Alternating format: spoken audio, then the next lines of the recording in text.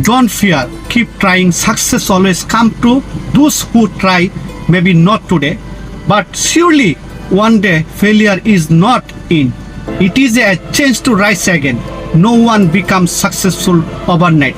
They are just never give up. So remember, keep trying. Try again and again, because success wait for those who never stop trying. তো এটি বাংলা হচ্ছে ভয় নয়, চেষ্টাই পথ। চেষ্টা করলে সফলতা আসবেই, হয় আজ না হয় কাল। হার মানানো শেষ নয়, বরং আবার উঠে দাঁড়ানোর সুযোগ।